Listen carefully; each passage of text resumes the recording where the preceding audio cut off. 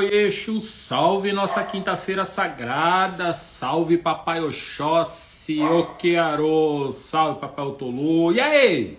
Como é que vocês estão? Ui, tudo virando sapo já estamos tudo mofado. Ô Papai do céu, aí ô São Pedro, segura a onda aí, baixa a água, manda água lá para Amazonas, lá tá precisando um monte de água, pelo amor de Deus. Distribui um pouco mais dessa água aí, São Pedro. Nós tudo aqui morrer de beber chopp, não de água na fuça. Pelo amor de Deus. Gente, quanta coisa acontecendo, né? Faz tempo que a gente não se vê, né? Também? A água não para de cair e uma coisa atropelando a outra. Olha, descer Rivotril junto com essa água aí, porque senão nós vamos aguentar até o final do ano não, hein? Dá um abraço para todo mundo que tá entrando aí, deputado Décio Lima, o Gonça já tá ali a postos, o chefe já entrou, o Éder Lima, um monte de gente querida entrando. Sejam todo mundo bem-vindo, todo mundo bem-vinda. Deixa eu ver se o Júlio já entrou, porque o assunto hoje rendeu vários debates, rendeu várias discussões interessantíssimas, diga-se de passagem, até do ponto de vista de humanidade. Vamos conversar sobre isso com o meu querido e parceiro jornalista Júlio Castellan. Eu vou conseguir falar o nome dele, eu juro que eu vou conseguir. Cadê ele? Ele já entrou? Não entrou? Cadê ele? Eu vou ver se ele já entrou. Júlio. Cadê o Júlio? Ah, tá aqui, ó.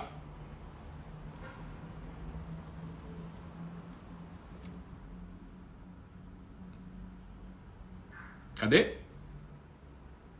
Eu aprendi que eu tenho que ficar quieto enquanto tá entrando, senão vai ficar estranho.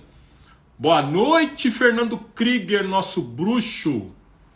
Essas barbas do Fernando já deve estar tudo mofada. Tanta água. Cadê ele? Não entrou, não. Cadê? Eu vou chamar de novo. Júlio. Cadê o Júlio? Vou me dar de novo.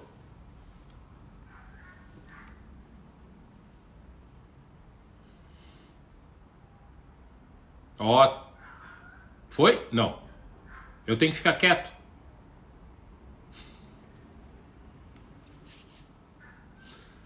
Não foi de novo. Calma, gente. Vocês sabem que tudo é assim. Tudo nos ao vivo é diferente.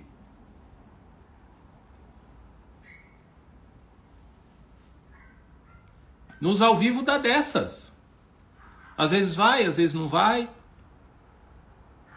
Eu tô aqui. Eu posso falar? Não posso? Cadê eu? O apresentador fica com cara de tanso, né? É bem a minha cara mesmo, ficar com cara de tanso. Pera aí, gente, já vai começar. Ó o povo mandando mensagem aqui que eu tô demorando. Não tô demorando não, espera aí, gente.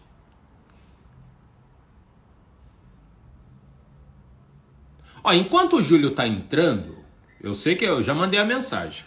Eu quero aqui dizer para vocês que é um momento muito ímpar da nossa política catarinense, inclusive, porque pela primeira vez depois de décadas, depois de 89 anos, para ser mais exato, assumiu com a primeira mulher negra na Assembleia Legislativa. Legal, né? Legal? Pois é, depois de 89 anos, a deputada, nome dela Vanessa da Rosa, assumiu como deputada estadual na Assembleia Legislativa lá de Santa Catarina, óbvio, né? Da Assembleia daqui. E depois de 89 anos, a primeira foi nada mais, nada menos que Antonieta de Barros, galera. Então, assim, ó, é muito importante. As pessoas que acham que isso não é importante, olhem para a história. Olha a quantidade de mulheres deputadas que Santa Catarina tem e quantas mulheres negras. Percebe? Então, assim, é muito importante, é representativo. Não é pelo fato só dela ser uma mulher preta assumindo a cadeira da Assembleia Legislativa. É o que isso significa para a história, para as mulheres. Então, desde Antonieta de Barros, 89 anos depois, uma mulher preta assume a cadeira. Então, para nós, a população preta de Santa Catarina está muito orgulhosa com tudo isso que está acontecendo no estado e outras coisas que virão. Vamos ver se o Júlio agora vai entrar. Cadê o Júlio? Júlio. Não, tá aqui. Não.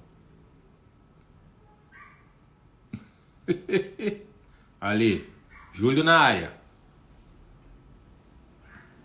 Foto bonita essa do informe.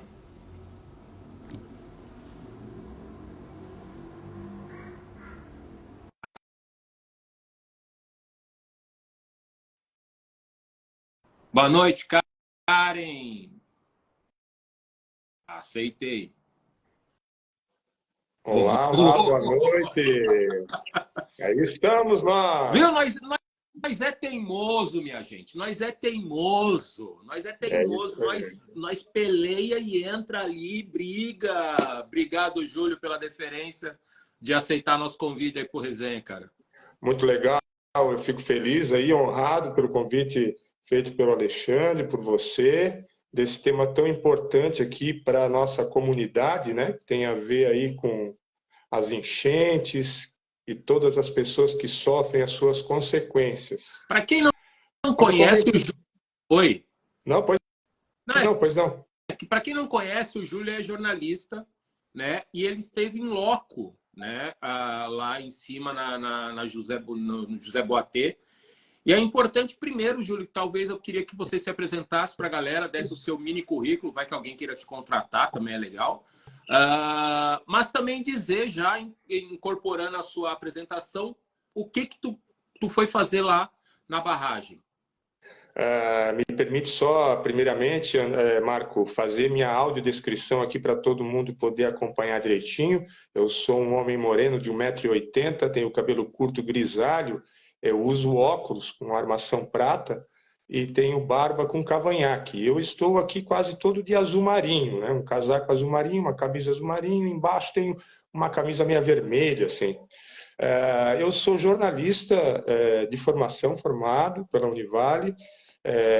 Atualmente trabalho com assessoria de comunicação sindical, já faz alguns anos, né? Estou atualmente no Sintraceb, Sindicato Único dos Trabalhadores no Serviço Público aqui de Blumenau, e também no Sinditranscol, que é o Sindicato dos Trabalhadores do Transporte Coletivo. Enfim, dentro desse contexto aí, dessa apresentação, eu também faço agora parte desse coletivo intitulado Blumenau pela Vida, que congrega entidades sociais do movimento social, sindicatos de trabalhadores, coletivos organizados, partidos de esquerda, que desde a época da pandemia se reuniram em pautas aí comuns para encaminhar atividades conjuntas na cidade e na região. E nesse contexto, Marco, é que o Blumenau pela Vida veio acompanhar a situação da comunidade Laclanô-Choclen, que é a comunidade lá da terra indígena de José Boatê, onde fica a Barragem Norte, conhecida como, tem um nome, né? Barragem Norte de José Boatê.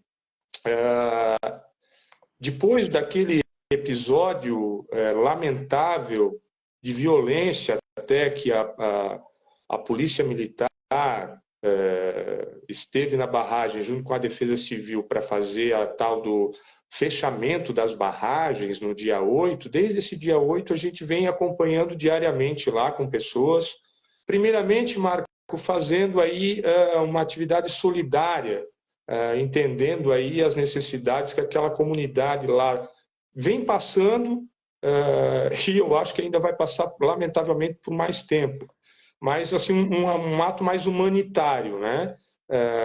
Por isso que a gente também tem ido lá regularmente aí nos últimos dias, levando os donativos que a gente tem arrecadado aí pelos sindicatos e as entidades sociais aqui de Blumenau, do movimento social, né? Tem ajudado. E, claro, a gente tem acompanhado mais de perto, junto com eles, com as lideranças, e com também o que se passa na justiça, porque, primeiramente, houve uma criminalização da comunidade, né, a partir desse processo aí de abertura ou não, de fechamento ou não das comportas, né? Então, esse contexto aí tem várias camadas, é muito amplo, e a gente precisava conversar um pouco sobre isso, né? E no início de toda a divulgação, digamos assim, ficou muito evidente que o que estava mais claro aí era a posição oficial, apenas, dos órgãos oficiais, do governo do Estado, da União, da FUNAI, enfim, não tendo aí a voz da comunidade, da região que estava lá, o que estava acontecendo lá de fato, né?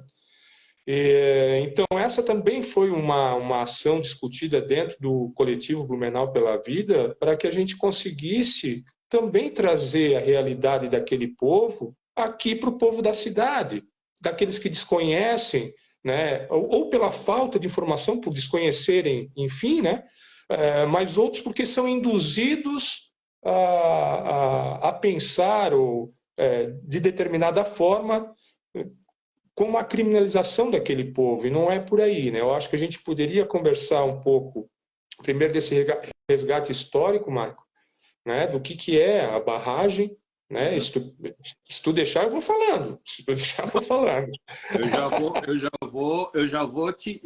Então, já que você me deu essa brecha, já dando boa noite para um monte de gente aqui, um monte de gente dizendo que tu é um baita cara, baita profissional, competente.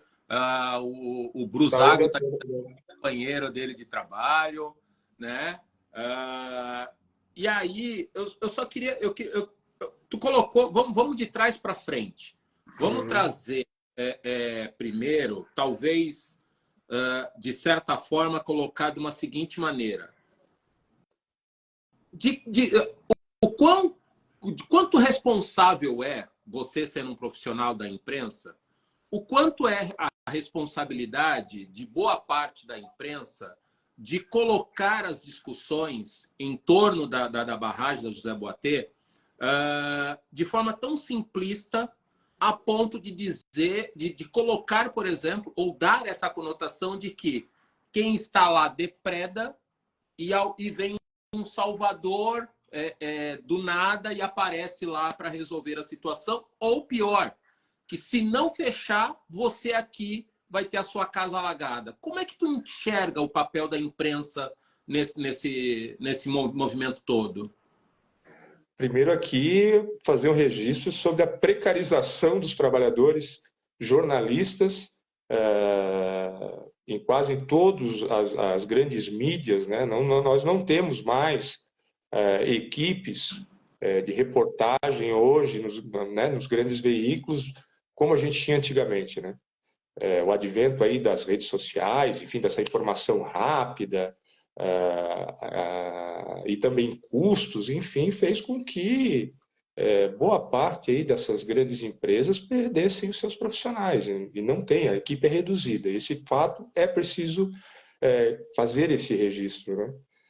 Agora, também, é claro, houve aí uma superficialidade, como você fala, né?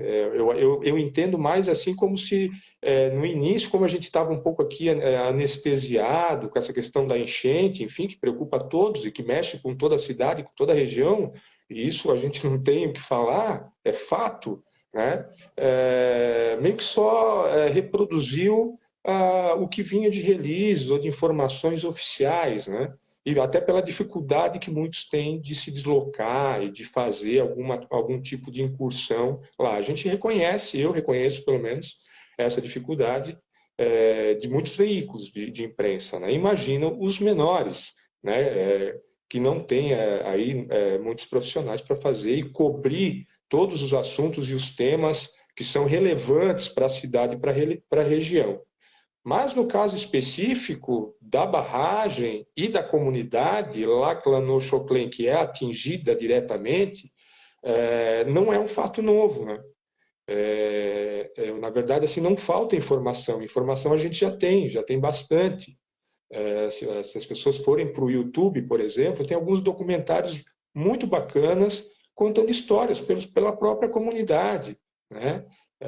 Mostrando como é que é a realidade deles lá. Então, é isso, assim, um pouco do que aconteceu aí de informação na imprensa, ou a falta dela, ou do contraponto, eu acho que deveria. Agora, é claro, tem algumas críticas que a gente faz e precisa fazer esse contraponto, né, com a comunidade lá. A gente precisa, enquanto sociedade, dar voz para todo mundo, né, Marco? Né? Claro, a gente está indo lá, nós da cidade, tentando falar para ver se quebra um pouco disso aí também aqui com a gente, com o pessoal da cidade. No dia 11, quando a gente esteve lá no dia 11, foi 3 dias depois do fechamento da barragem, a gente teve a felicidade de encontrar um ex-vice, foi o primeiro vice-prefeito da cidade. A cidade foi emancipada em 89, então em 90 e 92 ele foi vice-prefeito e foi prefeito de 93 a 96, bem no final da construção e da entrega da barragem. E ele conta, assim, na visão dele, como é que foi a história lá da construção. E que pegaram, assim, no final, até eles foram enganados do que aconteceu lá. Né? Não houve estudo de impacto ambiental, não houve conversa com os índios do que ia acontecer com a comunidade. Depois que a barragem foi feita, foi concluída e ela foi operada, e hoje ela está funcionando, e Blumenau e região tem a agradecer com o que está lá, ela é fundamental, ela é importante, mas ela destruiu com a comunidade. O território que existe ali, a parte que era possível e era possível viver, ter as suas casas, a parte agriculturável, ela foi tomada pela barragem. Ela foi tomada pelas águas quando enche, né, a barragem, o rio, né, ela tomou essas áreas. Então a comunidade não tem mais para onde ir construir as suas casas seguras. Muitas casas estão condenadas. Tem pelo menos 3 comunidades que a comunidade inteira está condenada. Porque as casas aí, como nas situações aqui de Blumenau, dos morros, né, depois de muita chuva, muita água, o terreno fica, né, tudo desliza, tudo desce, e lá não é diferente. Só que por influência da barragem. Né? E não se deu outra alternativa para essa população. E é preciso aqui fazer um registro importante. O Estado de Santa Catarina e a União, através do FUNAI, enfim, foram condenados pelo Supremo Tribunal Federal, já em decisão transitada e julgado, em 2017, de que eles têm que fazer as obras de mitigação e de reparo para aquela comunidade. E já faz 6 anos e não aconteceu. E essa história dessas ações o que eles pedem é o mesmo lá do começo, quando foi da entrega da barragem. Não é nada diferente, sabe? Então, assim, as necessidades deles, o que eles estão passando e o que eles vêm falar para a gente e colocam para toda a sociedade, é que é claro que eles não se opõem ao benefício que a barragem faz para a comunidade aqui da cidade, de Blumenau e região. Mas eles querem a atenção para tentar recuperar a vida deles. Uhum. Marco, eles viviam, era uma comunidade única. O povo vivia numa única comunidade. Hoje são 9 aldeias. Não porque eles querem, porque eles tiveram que se dividir, tiveram que achar locais para viver, e isso acabou com a comunidade deles. E não é só o relato dos índios. O relato do próprio ex-prefeito, que corrobora com isso, com o relato de pessoas da comunidade, né, influenciou demais. Eu até convido as pessoas no YouTube do Sintraceb, a gente fez essa entrevista com o vice-prefeito lá da cidade, o seu Cleto Fuzinata, que eu agradeço pela atenção, para vocês conhecerem pela palavra dele o que influenciou, qual foi o impacto que teve lá nessa comunidade. E aí tem uma questão aí humanitária, Marco. Quando a gente vai lá e chega na beira da barragem e vê o acampamento que eles estão fazendo e fizeram em lonas, Marco, no chão.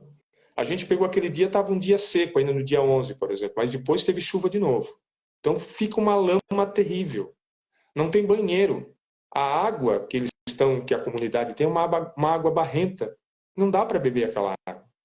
E aí, esses tipo de ação que está tendo agora no governo do estado, dando, por exemplo, como foi dado na semana passada, 20 litros de água por família para 7 dias, se alguém me disser que isso é suficiente para as pessoas viverem, assim, me convencerem, poxa, não é possível.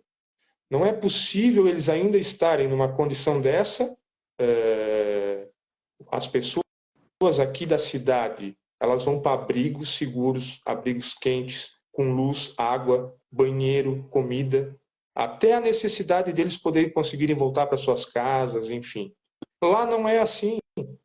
Lá, primeiro, que eles não têm mais nem casa para voltar, muitos deles. Por isso que eles estão acampados ali, que é o lugar mais alto, o lugar mais seguro que eles podem ficar, que tem acesso para a cidade, para ter atendimento de saúde, porque todos os postos que existem nas comunidades, eles ficaram fechados, estão fechados. Tem um posto aberto agora que é o do lado da barragem. Né? Para eles terem atendimento de saúde, é isso, eles têm que se deslocar. Entendeu? Muito. E às vezes esses acessos, quando enche ali a barragem, para as pessoas entenderem, a barragem não foi projetada decentemente, as ruas ficaram abaixo do nível da barragem. A barragem enche e fecha todos os acessos. E não foi construído saída alternativa para eles. E não se deu, neste momento, como aconteceu agora de novo, alternativas para eles se deslocarem das suas comunidades, saírem das suas casas. Nesse momento que as águas subiram, que trancaram ruas, pontes.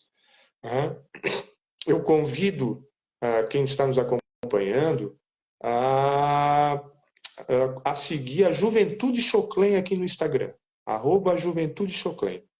Eles têm feito um trabalho de trazer informação também lá da comunidade. É muito importante acompanhar para a gente ter uma, né, pelos, do povo Choclen, da comunidade, da terra indígena lá que está sendo feito.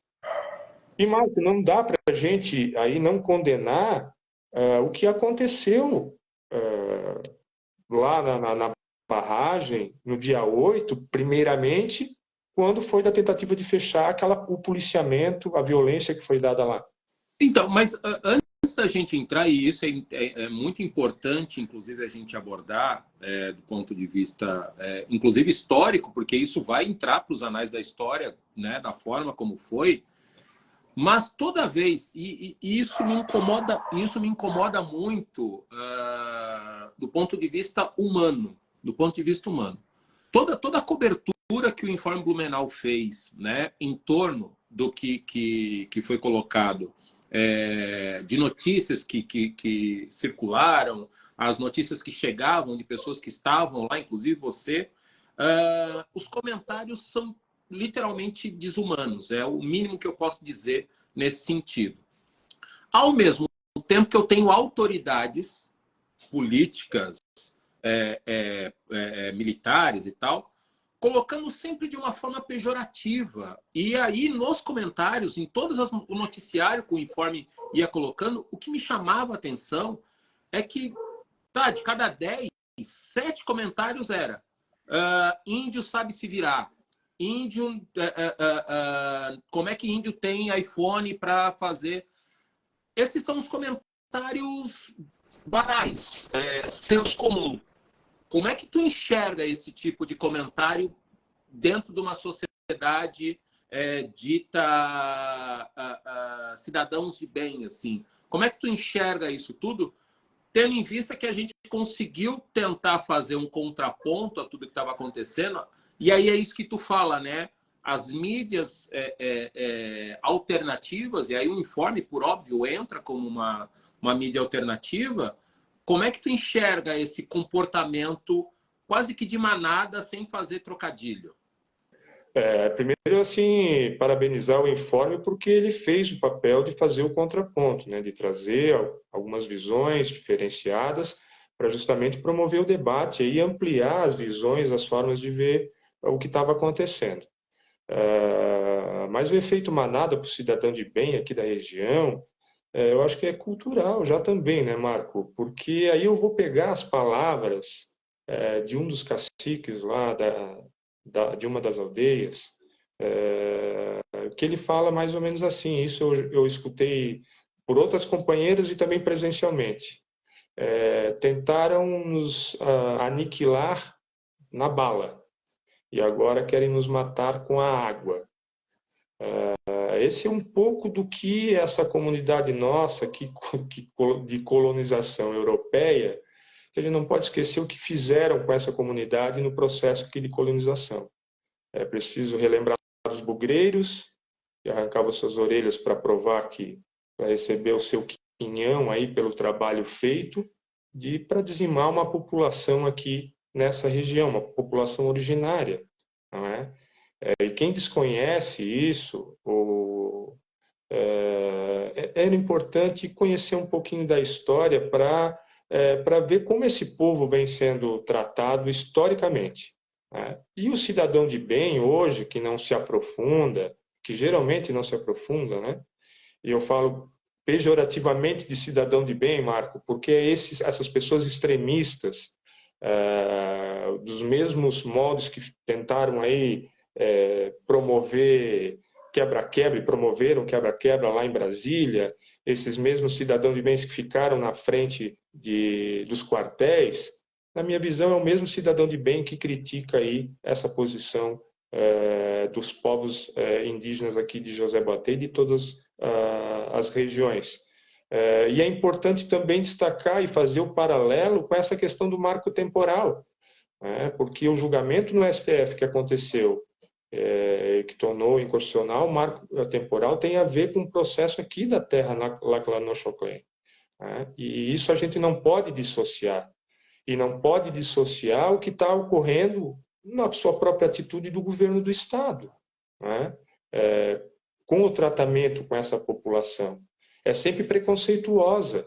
E eu acho que a palavra é preconceito, Marco. Né? Nessa nossa resenha aqui é muito importante a gente deixar isso bem claro, que é um preconceito muito grande. E aí eu vou fazer aqui uma crítica ao líder do governo, Ivan Nats, que deveria estar trabalhando para encontrar soluções para resolver um problema que é histórico. Claro que não é dele enquanto deputado, mas ele está deputado, está líder de governo, né? E ele vai aqui para a imprensa da região dizer que não dá para conversar com os índios porque eles mudam os seus caciques lá toda hora e cada um pede alguma coisa.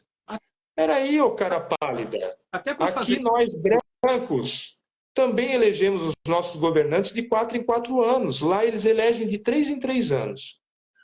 E essa informação foi confirmada lá, eu confirmei essa informação. A cada 3 anos ele elege o cacique de cada aldeia, que são 9, e mais um cacique presidente, um cacique geral, né? Que hoje é o Setembrino Canlém, né? A quem eu saúdo também pela sua liderança, a quem eu conversei e tem trazido aqui as informações também para a gente, né? Então há um processo de escolha que é deles, assim como nós também temos o nosso processo, né? Assim como o Ivan Nats fala que não dá para confiar nos caciques, que mudam todo, não dá para confiar nos governos, poxa, que também mudam e não cumprem. E aí a culpa é de quem? Quem é responsável? Eu não falo de culpa aqui, eu falo de responsabilidade. É uma responsabilidade da nossa sociedade, que precisa ficar atenta também para cobrar de quem está no governo agora, seja do governo do Estado, seja da União, as suas responsabilidades nesse processo todo, né? Eu acho que a gente precisa amadurecer mais, no sentido de avançar para a resolutividade desse problema, porque não vai se encerrar agora com essa cesta básica. Por exemplo, o governo do Estado agora anunciou, né, ontem começaram a distribuir uma nova remessa de cestas básicas e de água potável, no mesmo esquema que fizeram da semana passada, ou seja, 20 litros para uma semana, enfim, né? Isso não vai resolver a situação deles.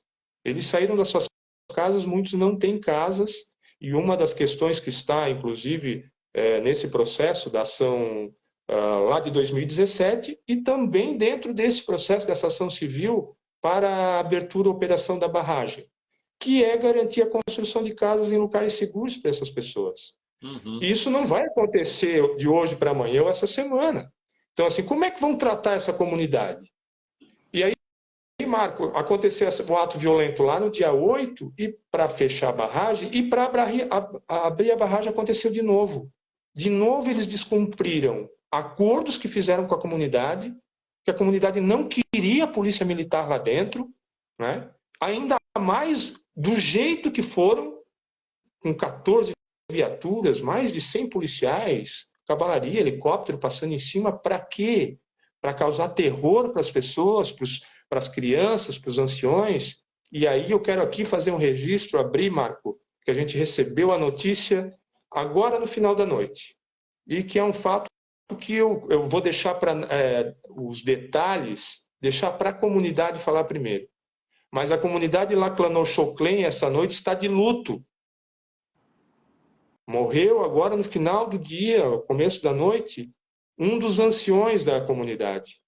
E a questão tem a ver com o que aconteceu nesse negócio da barragem.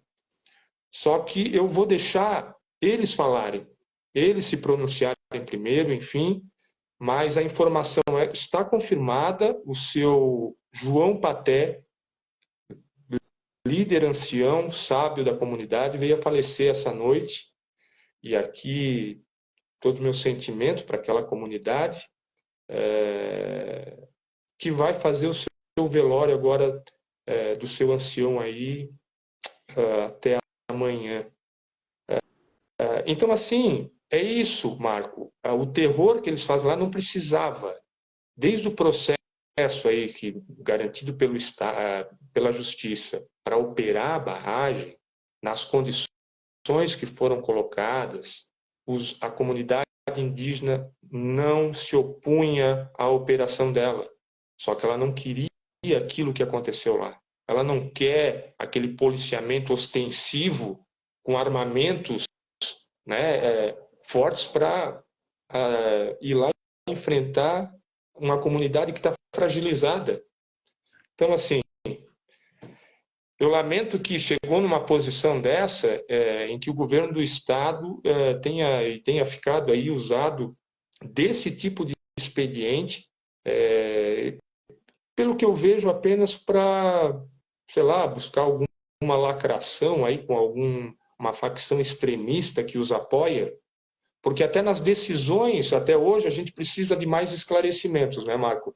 As decisões que a Defesa Civil tomou em relação a essa barragem, nessa enchente, elas estão com mais perguntas do que respostas. Porque o próprio secretário da Defesa Civil, no dia 4, disse que não dava para fechar a comporta porque ela não era segura. 3 dias depois mudou de ideia. O governo mudou de ideia. E aí foi para a Justiça para conseguir fechar. Né? E aí foi fechada no dia 8. Aí a gente tem a informação agora de um grande especialista da cidade, aqui da FURB, do CEOPS, o Ademar Cordeiro, que fala que foi equivocada essa posição de fechar a barragem, já com o rio aqui cheio, enfim, devia ter sido feito no começo, e que a ação desnecessária, assim, feita do jeito que foi, só influenciou em meio metro na cidade. E aí, por meio metro, fizeram o que fizeram lá. Assim, isso é questionável. É questionável e a gente precisava, assim, fazer uma reflexão a respeito disso e, sobretudo, ficar atento ao que está acontecendo lá.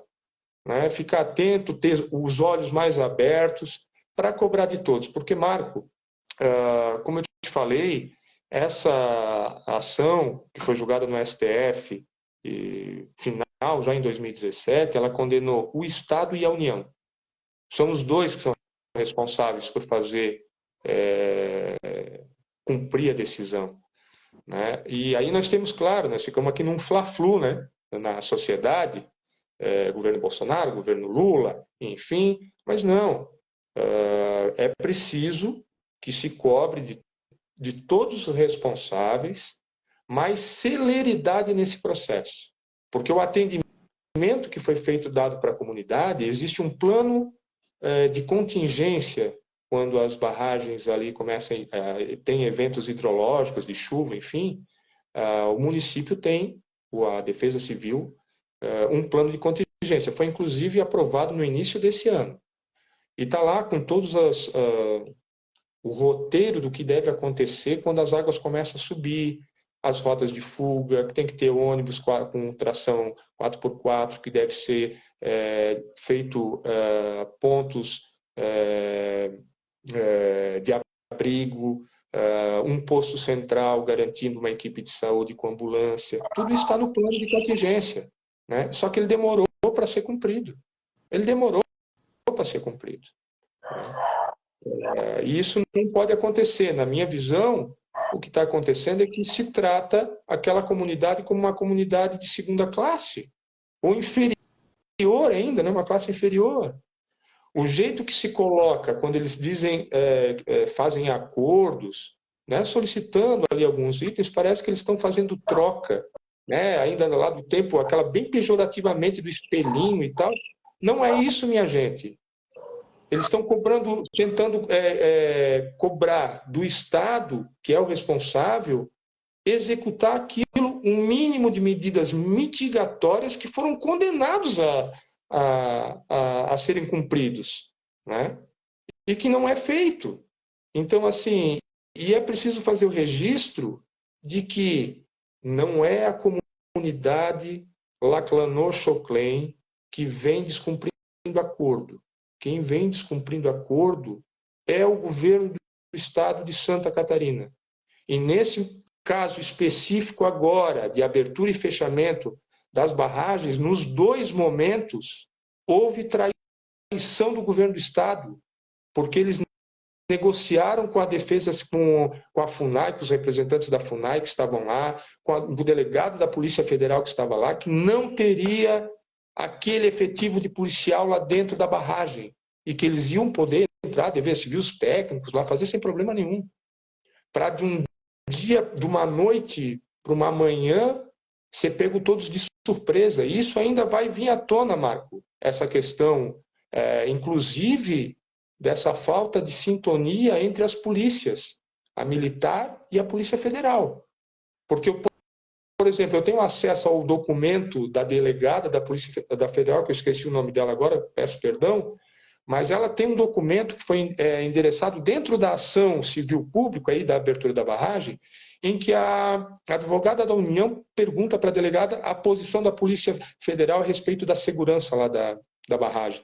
E ela responde num ofício datado da sexta-feira, assinado digitalmente às 11 horas da manhã, ela faz o relato que ela está lá, né, que a polícia está lá desde o dia 8, que a comunidade não se opõe a fazer a defesa civil operar a barragem, que essa não é a questão, que eles sim estão cobrando que o governo do estado tenha atenção e cumpra os acordos e as questões aí envolvendo a comunidade, mas ela relata que a Defesa Civil tinha garantido para ela que não operaria a barragem até domingo.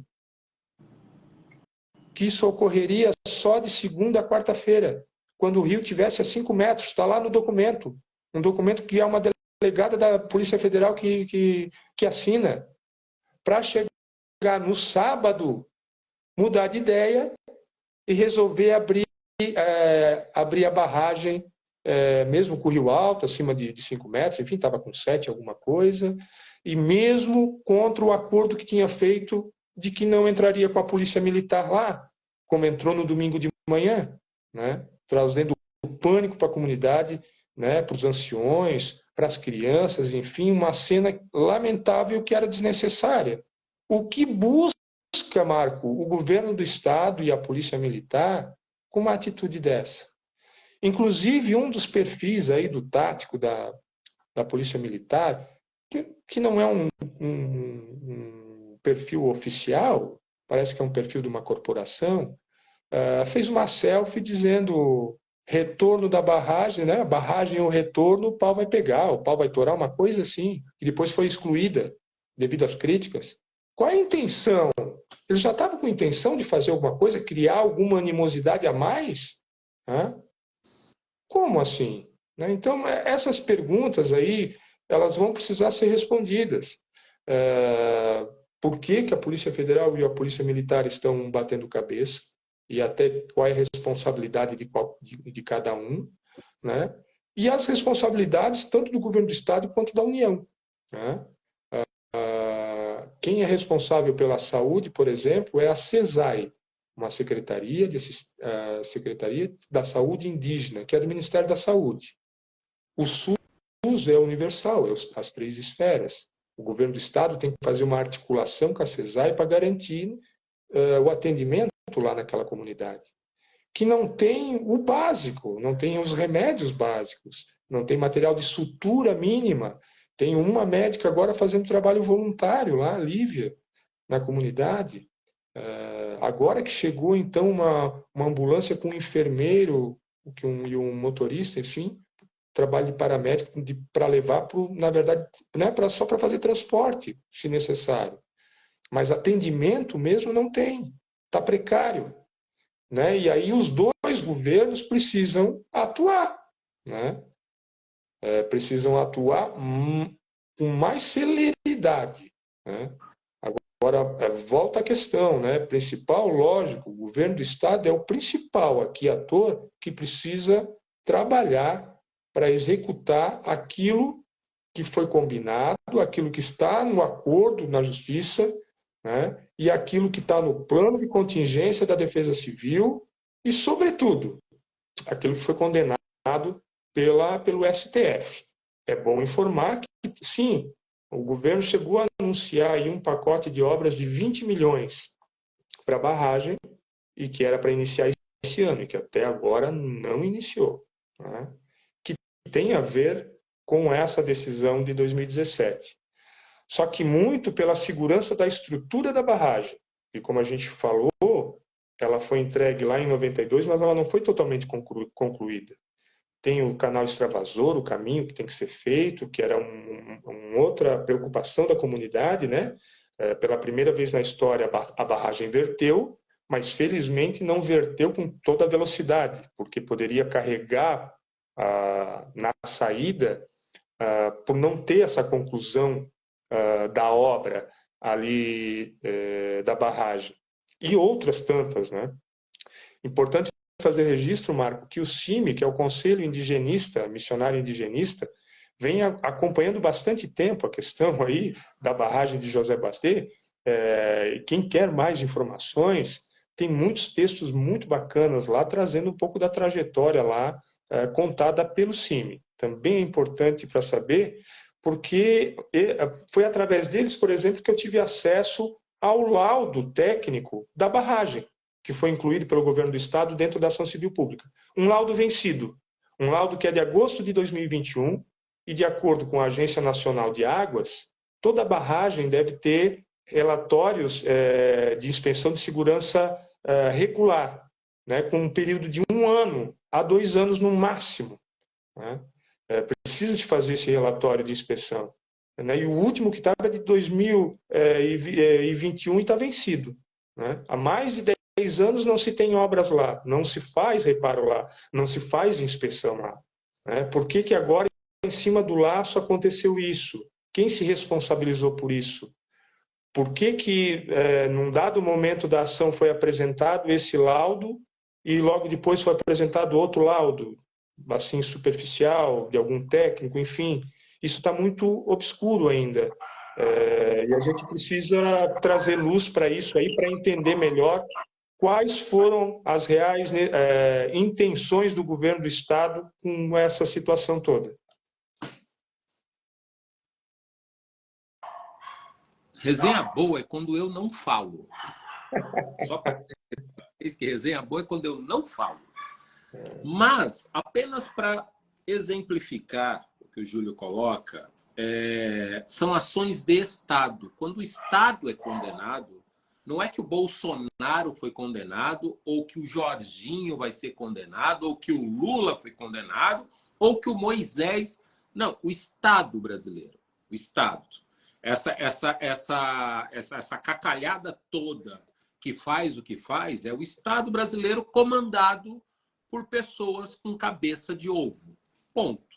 Ou seja, quando há essa condenação, o homem branco que está sentado na porcaria da cadeira tem que cumprir, independente de quem seja, independente de quem está com a caneta na mão. Então, entendam que, quando diz que o Estado foi condenado, é que esse Estado, normalmente ou sempre, é comandado por pessoas herdeiras da escravidão, herdeiros de bugreiros, que é o que eu venho dizendo muito, são os herdeiros de bugreiros, são os herdeiros de escravocratas que fazem o tipo de comentário que faz ou tomam as decisões políticas que tomaram, como, por exemplo, mandar a polícia fazer o que fez. E aí o comandante da tropa vem dizer que polícia não vai para lá para fazer o que faz, ordem ilegal não se cumpre, comandante. Ponto. Ordem ilegal não se cumpre. Partindo desse princípio, a sua tropa, você é tão responsável quanto quem dá a ordem. Dito isso, é triste. Quando tu falou ali da passagem do ancião, que na nossa linguagem a gente chama de griot, que é o mais velho, que é o contador de história, que é a pessoa quem mais tem a sabedoria da oralidade na aldeia, me deu um ruim aqui, porque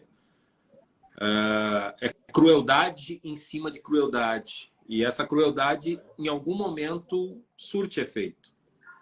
E surtiu, né? E surtiu um efeito. Ai, Júlio, assim, a gente está quase encerrando, mas algumas pessoas fizeram várias perguntas e tal.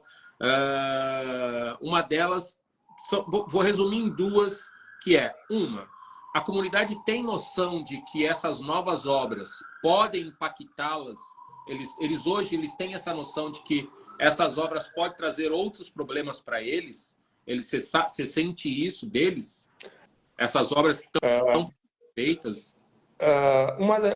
Sim, eles têm um pouco de noção, embora falta muita informação do que vai acontecer, né?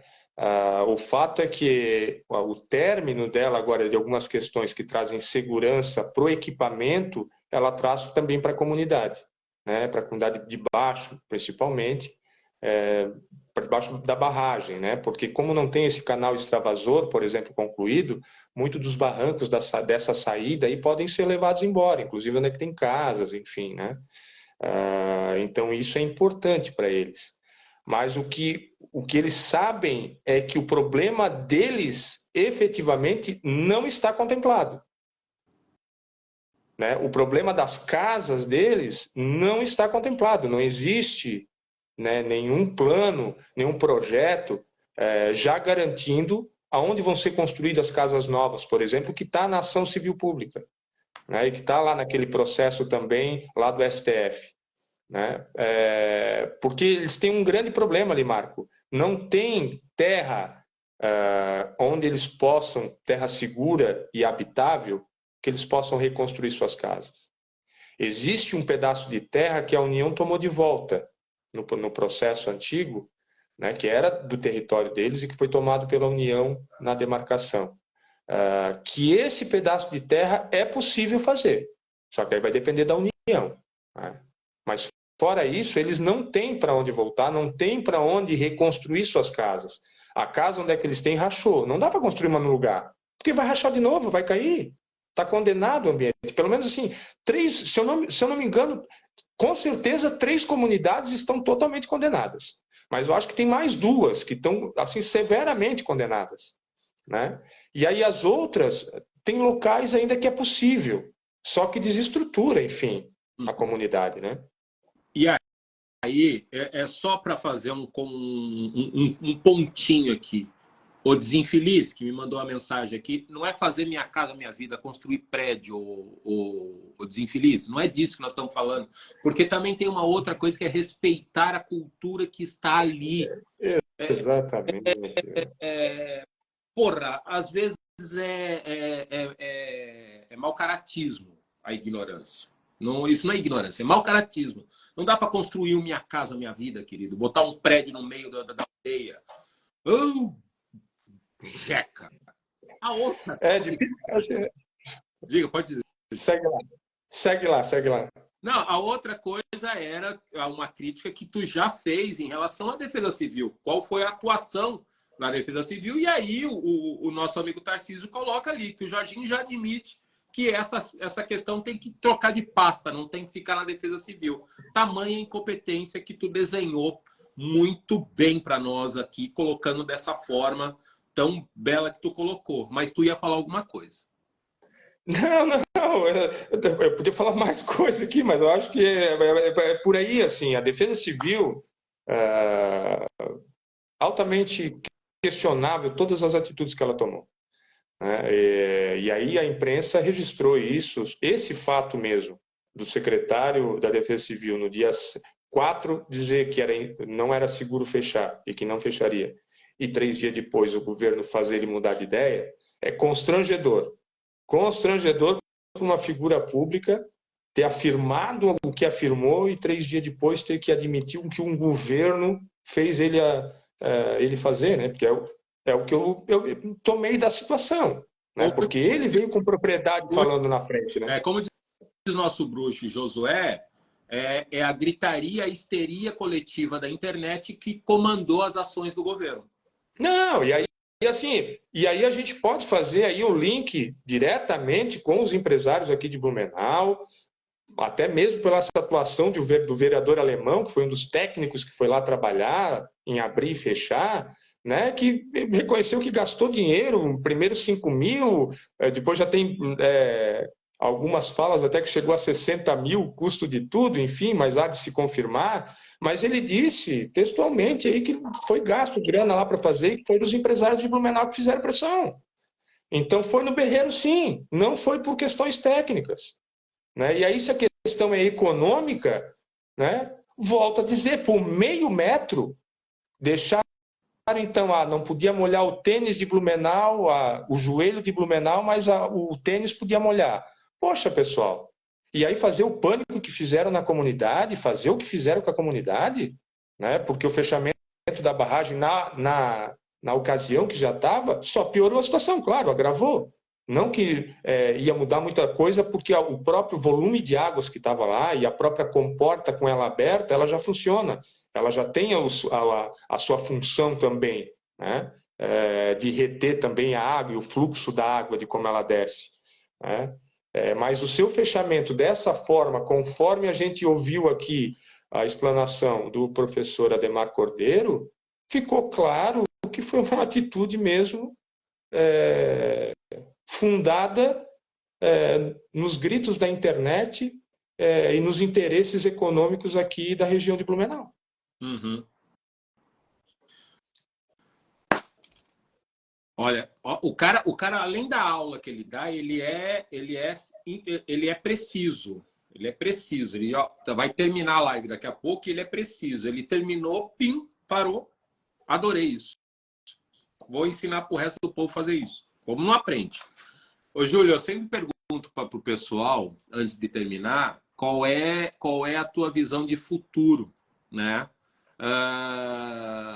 Mas aí eu quero que tu coloque um pouco mais além, para além das questões que são extremamente importantes e que, diga de passagem, a gente não vai poder fechar os olhos e fingir que só vai lembrar disso na próxima chuva, né? Uhum. Eu acho que de toda essa loucura toda, a lição que nós temos que tirar é que a gente não pode lembrar da comunidade só quando chove, né? Isso já está. Eu acho que isso é ponto pacífico, pelo menos com quem se preocupa com a humanidade. Uhum. Eu acho que isso é um ponto comum entre todos. Pode haver qualquer discordância, mas que a gente precisa olhar lá para cima.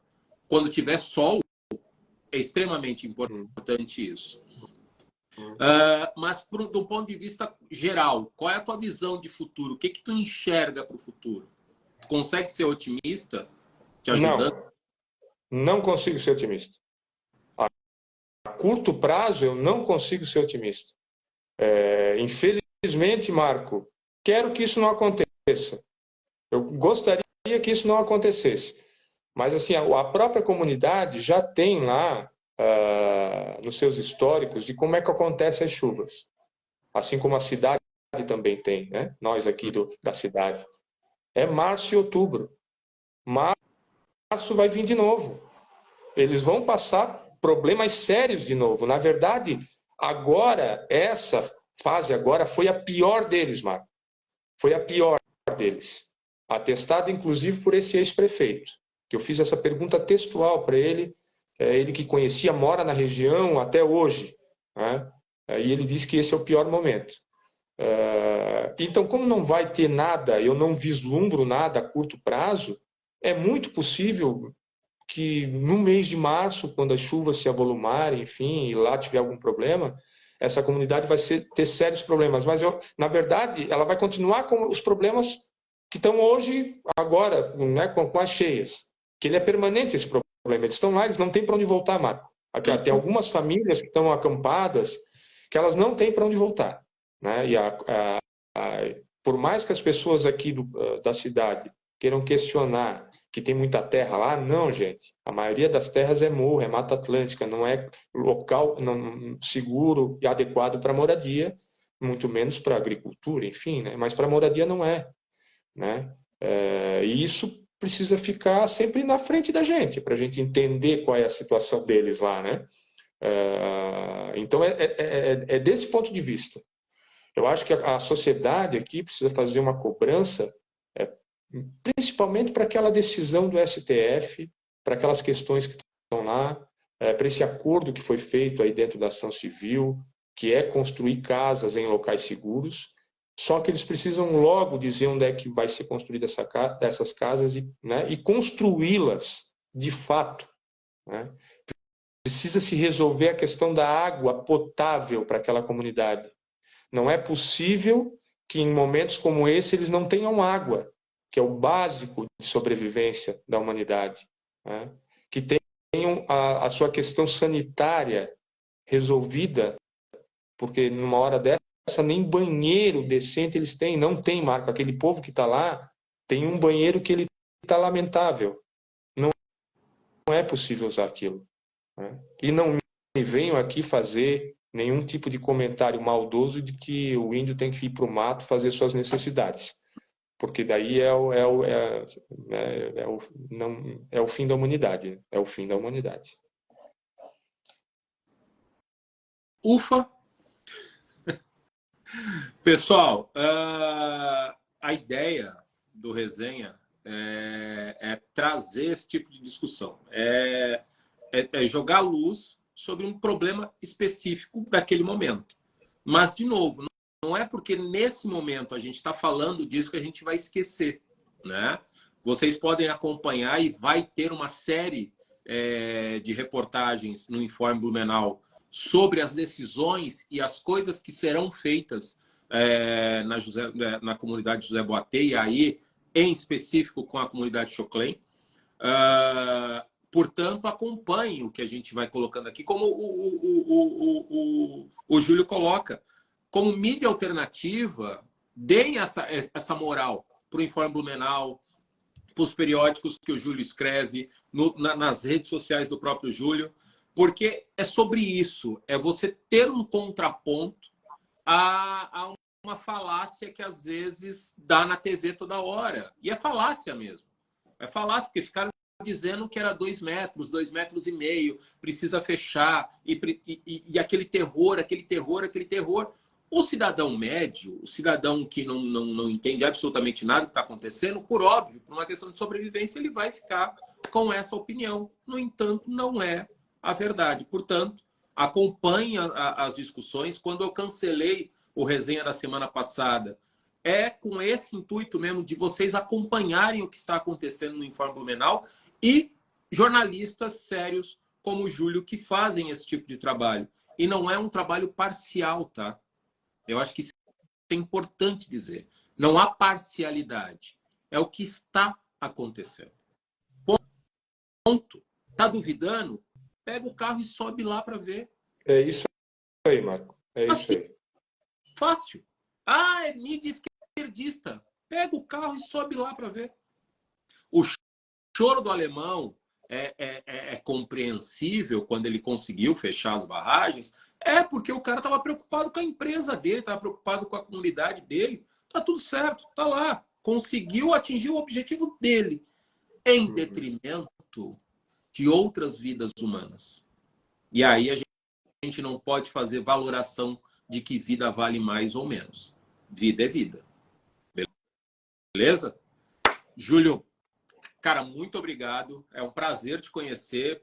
provavelmente em breve conheceremos pessoalmente, mas a rede nos possibilita esses tipos de encontro, que é para isso que as redes servem, tá, ô cambada?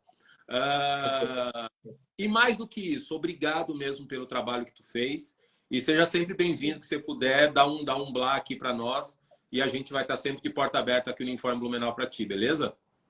Eu que agradeço, Marco, agradeço o Alexandre, o Informe Blumenau, e mais uma vez aqui os meus sentimentos à comunidade, lá no Choclen, pela passagem aí do seu ancião, seu João Paté, esse é o nome dele, João Paté, ancião que veio a falecer essa noite, e a comunidade está de luto lá em José Boatê. Então, meu carinho especial, meu sentimento especial para aquela comunidade. E lembrando que a gente está com uma campanha solidária do Blumenau pela Vida, né? Acesse o Instagram do Blumenau pela Vida, @Blumenau pela Vida. Lá tem a forma de você poder contribuir também com essa comunidade. Júlio, muito obrigado. Pessoal, nossos sentimentos. E a passagem, por mais dolorosa que ela seja, que seja feita de uma forma possivelmente tranquila. Mas fica aqui o nosso abraço para vocês também. Galera, até a semana que vem. Obrigado, Júlio. Obrigado mesmo. Valeu. Um abraço.